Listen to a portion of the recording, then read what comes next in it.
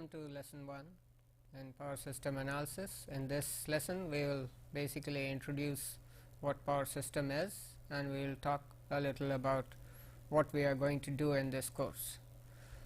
Well, we will start with an introduction to the course and the subject. Then we will deal a little bit with the role of the power system, that is, we will start with what a power system is, what is its role in the society. Then we will talk a little about the components of a power system, and we will discuss some aspects of operation and control of the power system, and finally we will discuss a little bit about the organizational structure of the power system. Well, the whole idea is that once this lesson is over, you should be able to describe the scope and nature of this course, that is what we are going to do in this course. You should be able to explain the functions of a power system, what a power system does and why it is used. Then you will be able to describe the components of a power system and explain their interaction, that is, what are the basic components which build this power system and how do they interact with each other. We will also talk about, or you should be able to talk about, the advantages of high voltage AC transmission and the use of various voltage levels in transmission and distribution. You should be able to describe the goals and objectives of power system control, why we need this control, what is the basic objective, what we want to do with it, and some aspects of the organizational structure of a power system also you should be able to describe, especially with the new structures that are coming in, that is the old what we used to call vertically integrated system structure is now giving way to the deregulated structure, where most of the components of power system are unbundled. So, we will talk a little about that. Well, to start with what we are going to do in this course, the basic aim of the course is to provide an overview of the interconnected power system operation, that is, what this power system does, how it operates, and what it is going to achieve or what it is giving to the society. Then we will also discuss some aspects of the modern methods of power system analysis and design, that is, what we would do in this course is we will discuss how we can analyze the operation of the system and try to design the system to work in a better manner. After completing this course, you will be equipped with the basic tools for analyzing the operation of a power system in normal as well as emergency condition. That is, you would be able to analyze the operation of a system both under normal conditions as well as under emergency conditions, that is, when faults occur in the system and the system behavior is pretty stressed. So, we will talk about some of those things, and you should be able to analyze the system under all operating conditions. To start with, in this course we will start with the power system building blocks. That is what we are going to do in this first lesson today, that is, what are the basic building blocks of a power system, and among those blocks, if we want to analyze the system, we will have to see how they interact, and we will also need to model these blocks, so that is, we need to get mathematical models for these blocks so that we can analyze the system. So, starting with the transmission line modeling and analysis, then we will go into transformer and synchronous machine representation, that is again the mathematical models for the transformers and synchronous machines. After we have got these models, we will try to do the steady state operation, that is, the normal system operation of a power system in steady state will be done by means of power flow. So, we will talk about what is power flow and how we perform this power flow analysis. Under faulted condition, how do we analyze the system? This we will discuss in symmetrical and asymmetrical fault analysis. And finally, under faulted conditions or under emergency, how the system behaves in a dynamic manner, that is, whether the system is going to remain in synchronism or will go out of step. All those aspects we will discuss in stability analysis of power system. So, this is basically what we are going to do in this course. We will start first with what a power system is, that is, we will try to provide an overview of the power system in this lesson. So, what is a power system? Well, a very broad definition of a power system can be given as a system that deals with business of generation, transmission, distribution of electrical energy is a power system. That is, a business which deals with all the three aspects: generation, transmission and distribution of electrical energy up to the consumers, consists of a power system. That is, these make up the power system. Arguably, power system is the most complex and largest man-made system. In fact, if we see, power systems are there all over the continents, in most of the continents, and many continents also they have been interconnected. So, we have very large system which is working almost all over the globe. So, it is a huge network and a very complex network because it has large number of interconnections with different systems. Well, what does a power system do? It provides a very vital service to the society. We all know how critical electrical energy is. We can think of it as the life of any industrial system. That is, it is like something like air for us. It is same for any industrial or modern society. We in fact do not think about this until unless it is absent. That is, we think about it only when it is not there. Whenever there is a power cut, then only we think about it. We are so used to it that we always expect that we switch on something, the power should come and the device should operate. We need to see how this happens in a power system, how power system is able to provide you this power whenever you switch on instantaneously. Of course, in certain areas this kind of reliability is not there, and we will have to think about how to improve those reliabilities. Since we know that power system is of vital importance to the society, therefore, when we are trying to operate the system, the goal should be to achieve the highest reliability standards. That is, we would like to have no power cuts at all. Whenever we want to switch on a device, we should get the power, the device should work properly. Again, since it involves huge amount of investment, the another goal of operating this would be to achieve lowest operation cost or the highest efficiency of the system, so that we can cut down the cost of production and thereby the tariff that we pay for this power. Another major aspect, since it is a huge system and it involves huge amount of energy conversion, therefore, environmental aspects are also very, very important.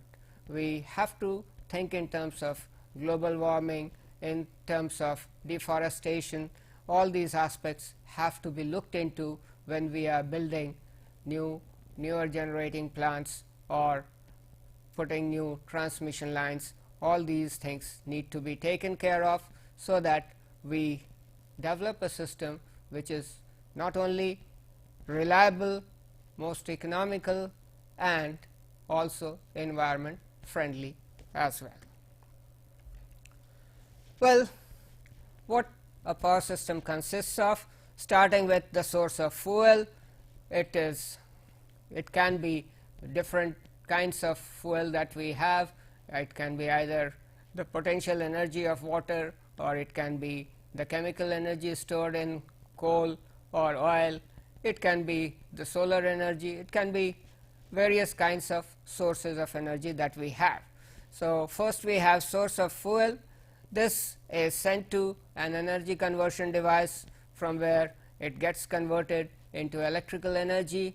Once it gets converted into electrical energy, it is transmitted and distributed by means of wires, that is transmission lines and distribution lines, and goes up to the energy conversion devices, which are at the consumer premises.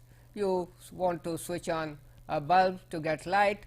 So, the power comes from some source of fuel that is used in a power plant, which is converted into electrical energy, then transmitted by means of transmission lines up to your house, where you plug in your device, which may be a bulb, and when you switch on, it provides you light. In between, sometimes we use some storage devices, though power system being such a huge system and the amount of energy that we are dealing with is very, very large, the storage is almost minimal. Though there have been various methods of trying to store large amount of energy, but again, as a percentage, this is almost negligible. Some of the storage devices that are used for large energy storage can be these superconducting magnetic energy storage. That is, we have a very large superconducting coil in which we can store this energy as a magnetic energy, and when we need it, we can draw it from that coil. So, this is one of the device which has been used in a couple of places, but this is again very expensive. Another method which is being tried is flywheels, very huge flywheels, which can store it as energy in its inertia, and that kinetic energy can be converted into electrical energy later when it is needed. So, that is another way of trying to store it. Compressed air, of course, you can use large storage spaces in which you can compress air to very high pressures, and when you need, these can be used to run engines or turbines and again generate electrical energy. Still, these devices are very small as compared to the kind of energy that we are talking about, and therefore, they are not highly insignificant in terms of power system operation. So, this part is more or less very, very small, though a lot of effort and research is going on in this area, because this is extremely important for proper operation of power system. We also know of some of the storage elements in most of the houses, especially in cities and other places. We use inverters and we use what we call UPS. Most of the computer systems that we use, we are using UPS, or uninterrupted power supply, where what we are doing is basically using this electrical energy to charge the battery, and when there is a power cut or something, the battery provides us the electrical energy needed by means of this DC power in the battery is converted by means of inverter and is supplied to the device. So, this is the way it is done. Of course, consumption devices are part of the system, that is, devices which are at consumers' premises or in industries, they are part of the system, and if we want to analyze the system properly, we need to model them, though that is, the power system as such are utilities which generate, distribute and transmit power. They do not have any control on this, that is, they are not part of the utility, but they need to be modeled, that is, loads need to be modeled when we are analyzing the power system. So, we will start first with the generation aspect of power, then we will go into transmission, distribution, then a little bit on operation control, and finally on the structure of the power system. Now, power generation, we all know, or many of you must have seen power stations in some place. Now, these power plants are geographically dispersed. They are generally built either near the load center, that is near the big cities where huge amount of load is there, or they are built at places where you have the energy source, that is the fuel, available. Most of the very large ones, which we call super thermal power plants, all these are generally built very near to the mines, because then we don't need to carry the coal up to the load center. So, instead of carrying the coal, we transmit the electrical energy by means of the transmission lines and distribution lines. So, power plants are geographically dispersed. A power plant may house more than one generating unit. Most of the power plants have more than one generating units. That is, super thermal power plant, which are generally 1000 megawatt or more capacity, they may have 4 or 5 units in one plant.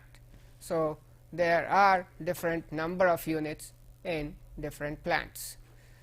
Now, how do we classify the power generating plants?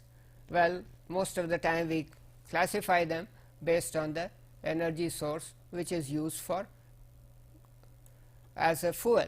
So, here if we see, based on the energy sources, if we are using hydrocarbons, that is oil, coal, natural gas, etc., then oil and coal plants are generally called the thermal power plants, because oil and coal is used, that is the thermal energy is burnt in a boiler, and this heat of this is used to make steam, which is used to run steam turbines. Similarly, natural gas is used to be burnt in gas turbines and produce electrical energy. So, we have gas turbine units, or when water is being used, we have hydropower stations where we have built dams to store large amount of water, which can be used for generating power. That is, the potential energy of water is converted into kinetic energy by the turbines, and which is used to run the generators. So, we have hydro power stations. Similarly, nuclear energy, the fission of uranium is used in most of the places for producing nuclear energy, and once this nuclear energy is available, it is available in the form of heat, and rest of the process after this reactor from where this energy is taken away by means of heat exchanger, the rest of the process is very similar to that of the thermal power plants. That is, again you raise steam, and steam is used in steam turbines to run the generators. Chemical energy, we have all been using this in batteries and other sources. We also use this chemical energy in fuel cells and other kinds of devices. Solar energy, we all know, we have seen the photovoltaic cells. Solar thermal energy is also sometimes used for generation of power. So, we have solar thermal power plants or photovoltaic arrays to use to generate power. Wind and tidal energy are other kinds of energy which are also being used. Solar, wind and tidal are generally termed as renewable energy sources. So, solar energy, wind energy and tidal energy. Wind energy, of course, has become a very important aspect in these days, and you might have seen many wind generators in coastal areas where we are using. So, India is using quite a substantial amount of its energy from wind. We will see all these things as we go on. Tidal energy, that is the ocean tide, is used for generating energy. Here I will just give a brief description of how electrical energy is generated in a thermal power plant. So, this is of a coal burning power plant. So, coal is brought into coal hoppers and it is pulverized in a ball mill or where it is mixed with air. So, this powdered coal goes along with air into a burner where it is burnt, and the heat of the burning of this coal creates the flue gases, and these flue gases are very hot and they heat up the water tubes in the boiler, and the water in the water tubes will get heated and they become steam. Of course, this very hot flue gases, most of its heat is taken away here, but still this hot flue gases are to be removed, and this is removed by means of the large chimneys that you see in some of the thermal power plants. Now, in order to reduce the pollution, because the flue gases will also be carrying large amount of unburned coal in very minute particles. So, you will see the older stations might be giving you some black smoke, but the newer stations where we have electrostatic precipitators which basically scrub out all this particles in the flue gas, and from the stack you will find a very thin white smoke coming out. So, this is to reduce the pollution. We many times use electrostatic precipitators or bag filters and things like that to filter out the flue gases coming out. Of course, when these flue gases go out, they are still hot. So, quite a lot of amount of energy is wasted in this. Almost 10% of the energy goes out through the flue gases. Of course, this hot steam here is used to run the turbine, and the control of the flow of steam is done by means of these control valves. In case the turbine has to be suddenly stopped or something, we have a stop valve which opens if the pressure here becomes very large.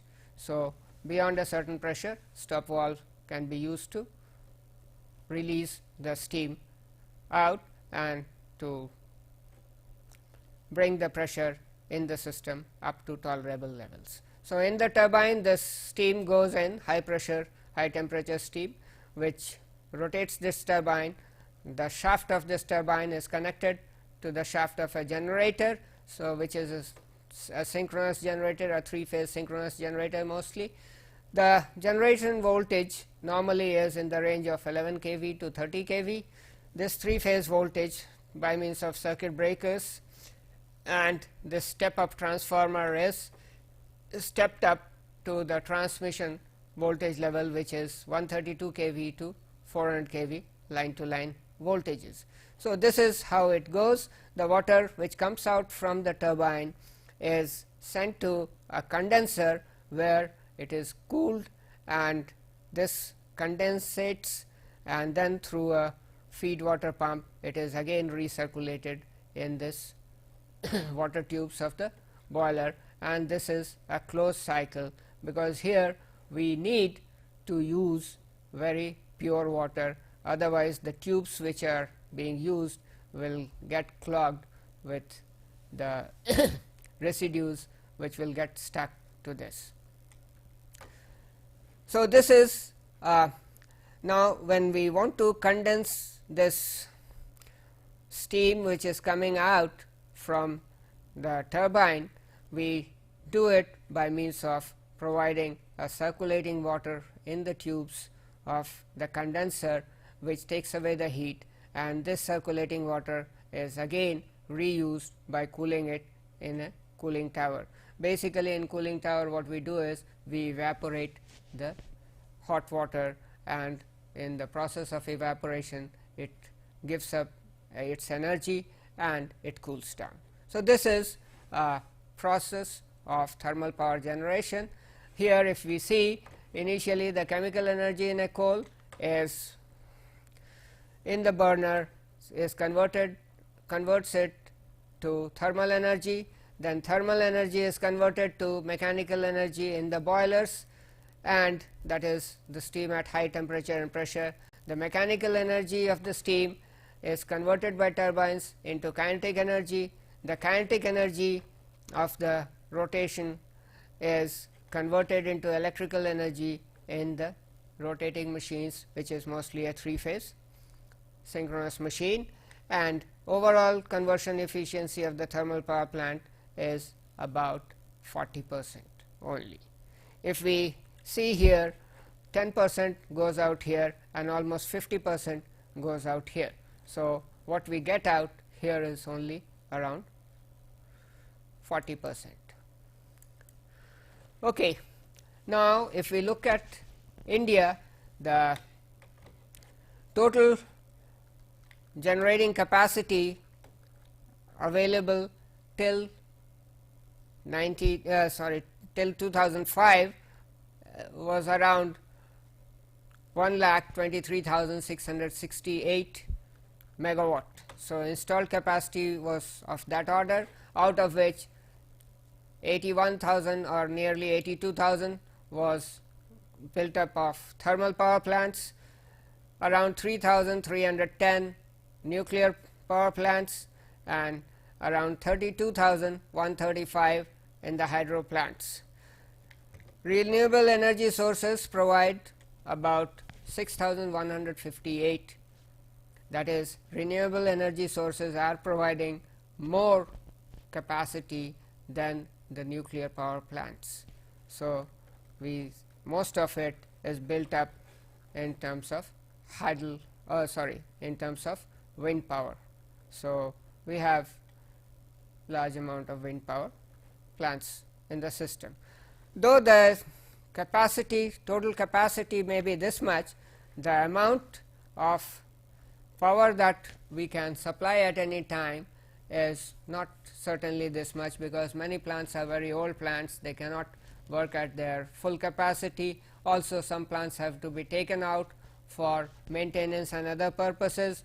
So, the peak demand is of the order of 88,683 megawatt, that is the maximum demand on the system in year 2005 was of this order, and the maximum which could be met was of the order of 8,052 megawatt, that is, we still have a peak demand deficit of almost 9%.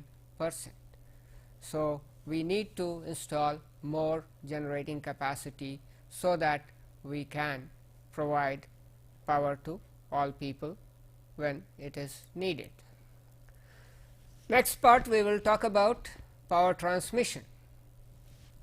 Now, as we know, once the power is generated at the power plant, it has to be transmitted from these power plants up to the consumers, and generally, as we have said earlier, that these power plants, especially the large ones, are built near the mines or what we call pit head power plants, so that they save the cost of transporting the coal up to a power plant. If it is built near to large cities where most of the loads are, then this power has to be transmitted by means of power transmission system. Now, transmission systems basic job is to connect generating plants to consumption points, that is, to use remote energy sources, since the energy sources are not very near to the loads. So, we need to transmit this energy. Same is the situation with hydro plants. They are built near the dams where these resources are available, and we will have to transmit all this power to places where it needs. So, a transmission system does this job. It interconnects power pools. Again, if we have different systems which we need to connect, like earlier we have state electricity boards, and these state electricity boards were basically entities in each state, and it may be possible that some state has extra energy available, whereas some state may be needing that energy sometime. So, we had connected various states. So, interstate transmission was used, and this we call as interconnecting of power pools, two power pools are interconnected. When one is in deficit, another one has some power to share, it can share it through the transmission system. This is generally done to reduce generation reserve as well as cost and increase the reliability of the system. We will talk some of these later. Another aspect of transmission is we generally use high voltage AC transmission. We will see why we need high voltage AC transmission. The another kind of transmission which has been used in our country is high voltage DC transmission. Now, high voltage AC transmission connecting two synchronous machines will provide a synchronous link between the two systems, but if we convert the AC into a DC and then transmit it in terms of DC power and then again invert it at the other end into AC power, then the link that is there is no longer a synchronous link, and this we call as asynchronous link or asynchronous tie between two systems which run at synchronous speeds. This kind of transmission is what we call asynchronous ties, and this has been used in our country mostly to interconnect the different regions from each other, eastern region getting connected to western region or northern region or to southern region. These interconnections have in general been in terms of high voltage DC transmission because it has certain advantages over AC transmission. One of the major advantages that you have complete control on the power flow on the transmission HVDC transmission system, whereas in AC transmission system the power control is not so simple. Of course, nowadays we have other kinds of devices using power electronic devices which we call FACTS devices, flexible AC transmission system devices, which are used to control power on AC transmission system as well. Now, what are the advantages of using high voltage transmission system? First is we have lower transmission losses per megawatt of power being transferred. We have lower line to voltage drop per kilometer because we are working at high voltage. The I square R losses, since the voltage is high, the current will be low for the same amount of power, so I square R losses are going to be low. So transmission losses are going to be low if we work at high voltage. Similarly, the IR drop or IZ drop in case of AC system is also going to be less because the current is smaller in case of higher voltage systems. We will also see that if we go for high voltage systems, we can transmit more power through these transmission lines than at low voltage. Another aspect is reduced right of way requirement. That is, if we are using higher voltage systems, then we can use less number of circuits, that is less number of transmission lines are required to transmit the same amount of power. Like say a 400 kV transmission line can roughly carry about 550 megawatt of power, whereas a 220 kV transmission line can carry only of the order of around 200 megawatt. 132 kV will be able to carry only around 85 to 100 megawatt. So if we need to transmit say 1000 megawatt from one place to another, we may need two 400 kV lines, whereas we need around 5 220 kV lines and around 10 or 12 132 kV lines. Therefore, since the number of lines means you require much more space for putting your transmission towers and other things, so with this we call as the right of way has to be bought by these transmission companies from the people whose land they are going to build these transmission towers and other things. So if we use higher voltages, we reduce also the right of way requirement per megawatt transfer. And also it will reduce our operating cost as well as capital cost, and these are the reasons why we use high voltage transmission for transmitting large amount of power. In fact, as we will see later, with lower voltages it may not be possible to carry so much power. As we have seen, 132 kV transmission line, you can carry only around 80 to 100 megawatt, whereas if you are using a 400 kV line, you may be able to carry more than 550 megawatt. Now, what are the various equipments used in transmission systems? We have step up transformers. As we have already seen, the power is generated at somewhat lower voltage between 11 to 30 kV. We need to step it up to a much higher voltage for transmitting this power. So, we need step up transformers. Again, at the load end, we need to reduce this voltage because the consumption will be at much lower voltage. So, we need step down transformers. We need voltage regulators to try and maintain the voltage at the various points in the system. We sometimes use phase shifters to try and control the real power flow through the transmission lines.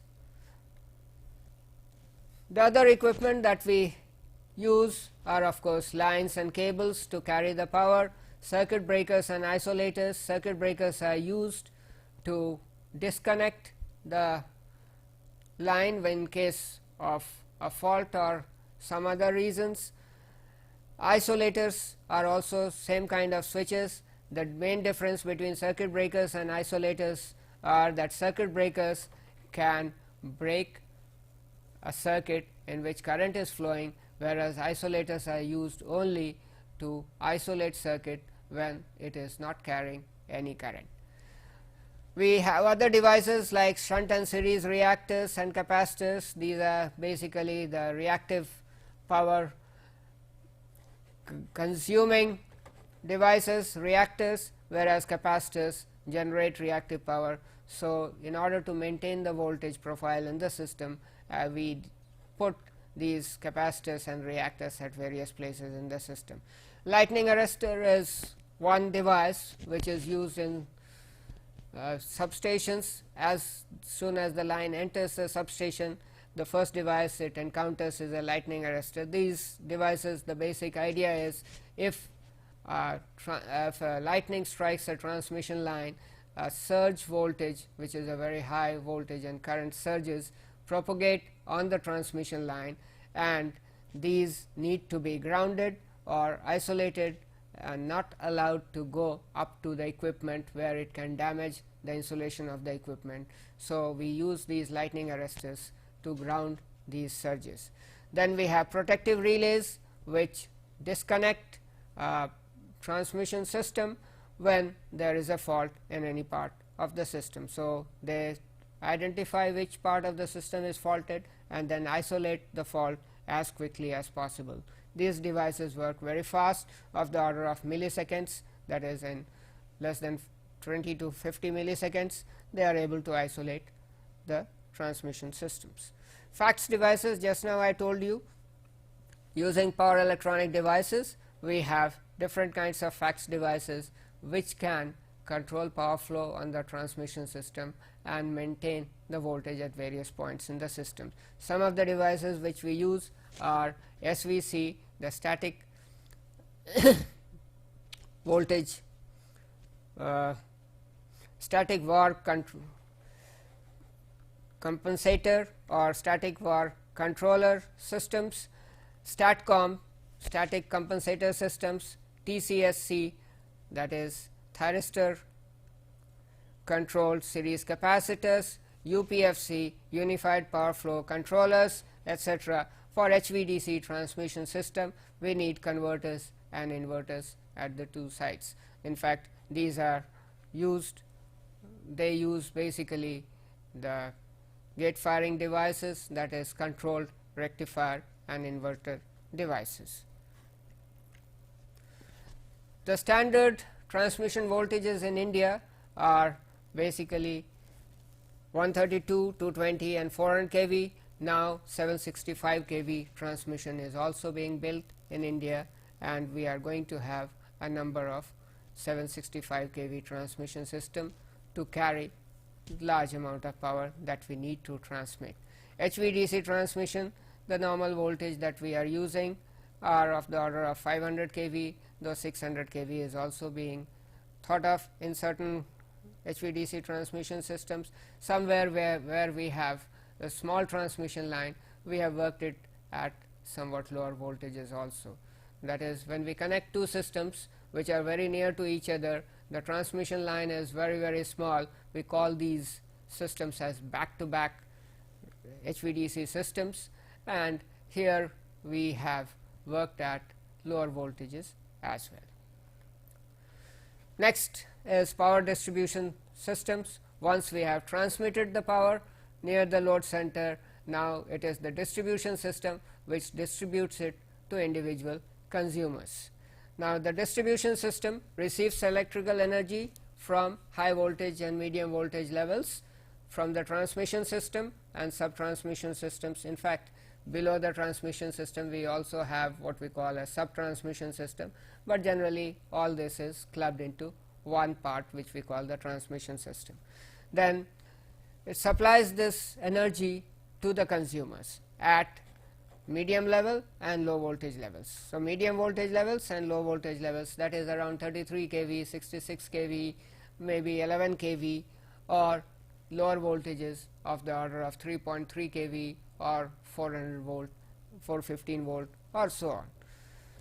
The distribution is in terms of 3-phase as well as in terms of single phase, whereas the generation and transmission is always in 3-phase AC 3-phase system.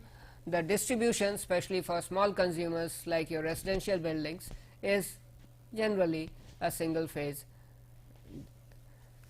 distribution, whereas for large consumers it is normally a 3-phase distribution system. The main equipment of a distribution systems are, again, you have in the distribution system, once you have got the power at high or medium voltage, you step it down by means of distribution transformers, which then we have feeders or which are basically overhead or underground cables to provide the transmission or to carry this electrical energy up to the consumer premises. We have again switches, fuses, etc. These are again the protective devices which are used. Protective relays are there in case of a fault. They operate to isolate the part of the system so as to maintain the system in a proper way, as well as not to endanger the system operation or fire, etc. Lightning arresters, as I have already said, are used. We have CTs and PTs, that is the current transformers and potential transformers. These are generally used for providing power to the relays as well as for measurement purposes, for energy meters and other things. So, we have all these kind of devices which we use. This is a very simple representation of a distribution system. From the transmission network, we come to a substation at high voltage or medium voltage level. There we have, once we have got this power at 33 kV level by means of a transformer here, this goes up to some large industrial consumers at 33 kV level or maybe at 11 kV level. So, we have a 33 to 11 kV transformer which we call distribution transformer are used for this purpose. So, some industrial consumers will take power at 11 kV. Then from 11 kV to 415 volt, basically we have another transformation which we use, which we do by means of distribution transformer, and this in general is supplied as 3-phase 415 volt to commercial establishments, maybe large consumers, whereas it goes as single phase at 230 volts or 240 volts to various residences. So, this green line is showing the fourth line, which is the neutral wire. So, we have a one line and a neutral supplying to one consumer, another line and a neutral to another consumer. similarly the third line and the neutral to another consumer, and so on. That is, what we do is, in order to balance the three-phase system, the loads are distributed, especially the single phase loads are distributed on the three lines, so that this three-phase system becomes somewhat balanced. So, this is about the distribution system. Next, we will talk about power system operation and control. Now, as we see from this diagram, which is a typical system load profile, that here what we are seeing is the system load is never constant. It keeps on changing at different times. We have a very low loading at early morning time, maybe around say around, I'm sorry,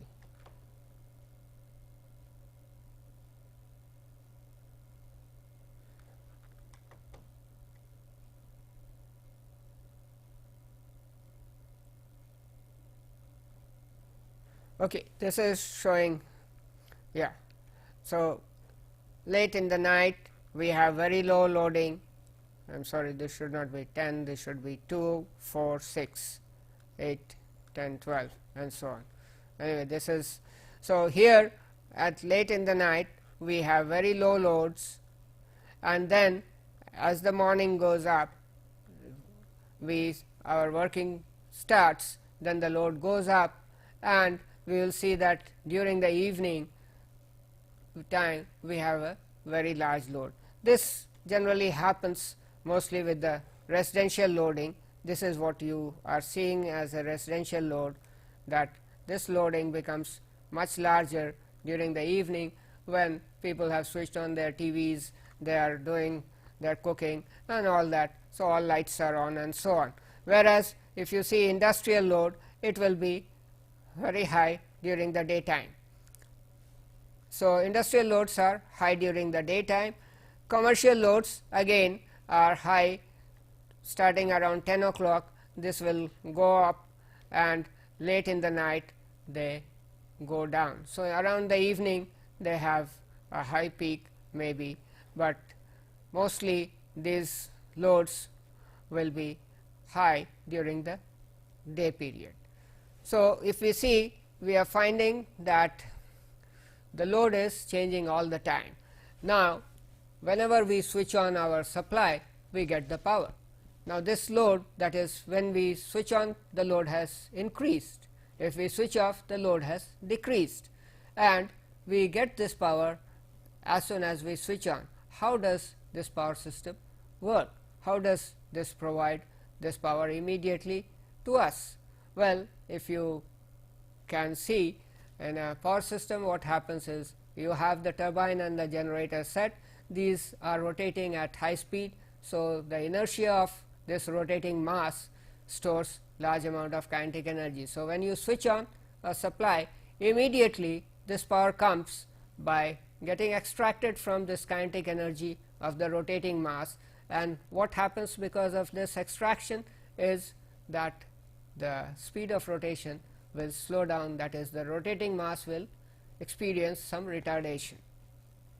So, this is what we see in terms of change in frequency or reduction in frequency. So, whenever load increases, there is a reduction in frequency.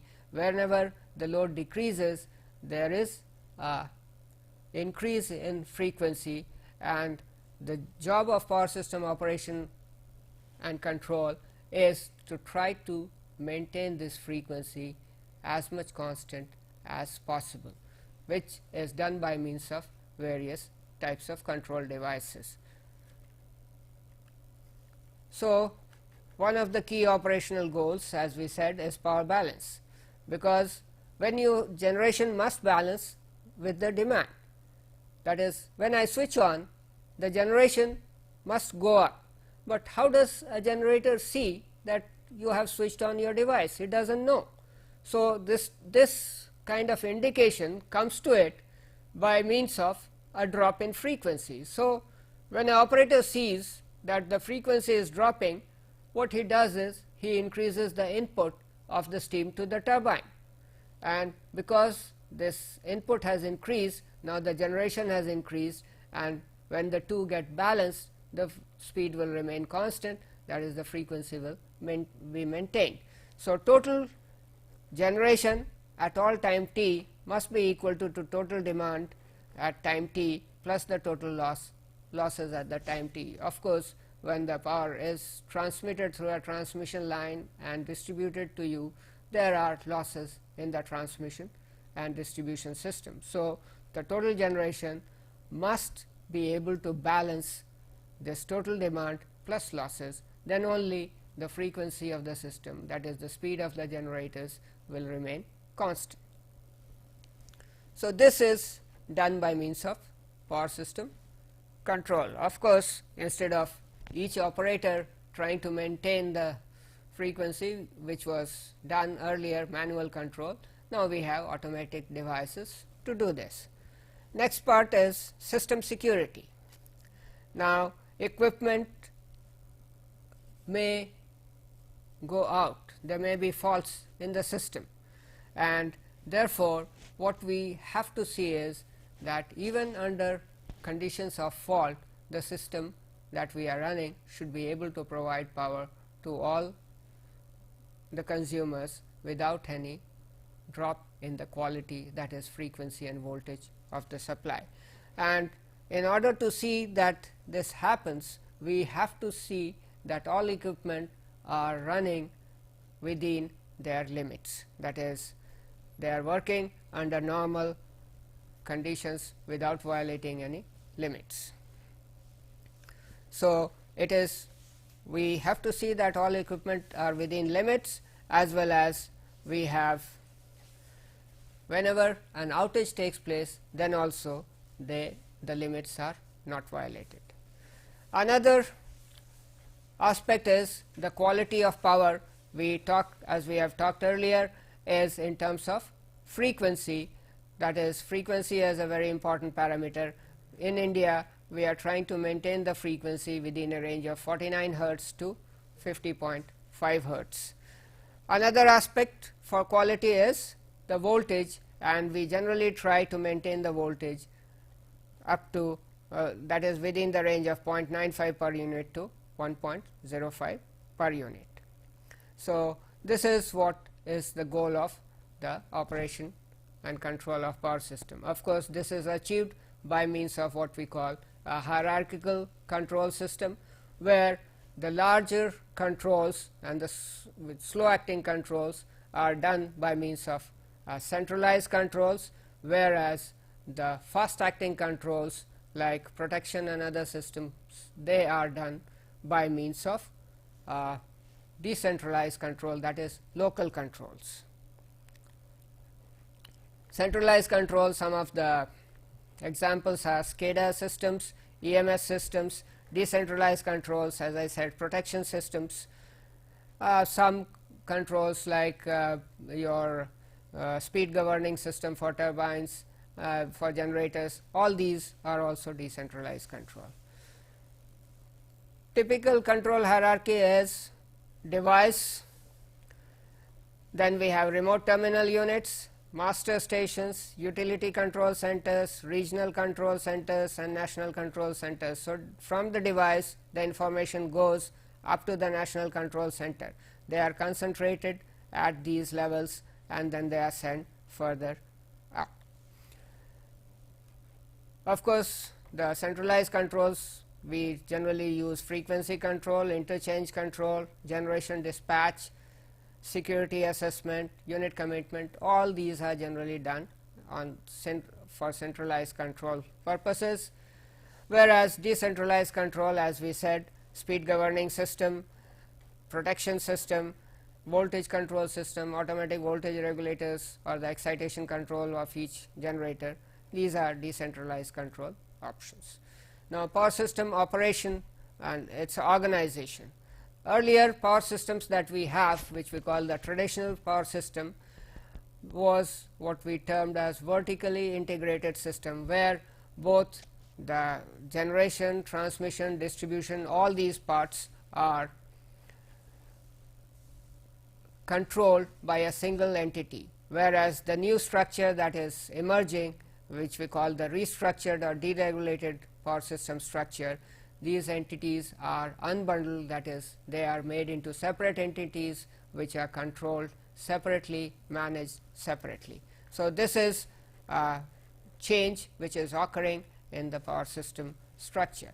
Traditional utilities were operated as monopolies. They were mostly government regulated. We had state electricity boards have to get regulators approval for rate increase, that is, they were not running as a business, they were running more as a government department, and therefore, there was no incentive to increase efficiency, and therefore, because there was no motive for profitability of the system. Whereas, this is the structure that we call vertically integrated system business structure. Production units, production, transportation, distribution, everything is in the same hand. Whereas, in deregulated power system structure, what is being done is that the generation, transmission and distribution parts are unbundled. This is being done to increase competition by making more players to come into this business, and thereby with competition it is expected that the tariff will reduce. It will introduce new technology in generation, transmission and distribution, as has happened in case of telecom sector. It will also increase outside investment in structure, in power system infrastructure, because a power system requires huge amount of investment. In fact, it is expected that within the next 5 to 7 years, the country needs an expenditure of the order of more than 1 lakh crore in this sector. So, this is expected that since there is competition, other players will come in. We in the deregulated power system, we will have more money coming in. This has happened, that is, as I said, it is being unbundled in terms of we have GenCos, we have TransCos, and we have distribution companies or retail services or DISCOs. Whereas, other players like power marketeers, we have independent system operators, these will come when this system starts functioning, because without a proper structure this system will not be able to function. So, many countries this is already coming up, and this has already started working. Now, once we have gone through this, I would like you to answer some of the questions. What are the main components of a power system? This is question number 1. Question number 2, name 5 sources used for electrical power generation. Of course, this is again a very simple question. How power system maintains a balance between input and output under varying load conditions. Again, we talked about this, so you should be able to answer this question, that is, when we increase the load, what happens and how power system tries to balance it. Why decentralized control is used for power system protection schemes? Because this again, you know that we are using for protection system very fast acting devices are needed. So, this is again you should be able to answer this, why decentralized control is used for power system protection schemes. So, with this we finish this lesson. Thank you very much.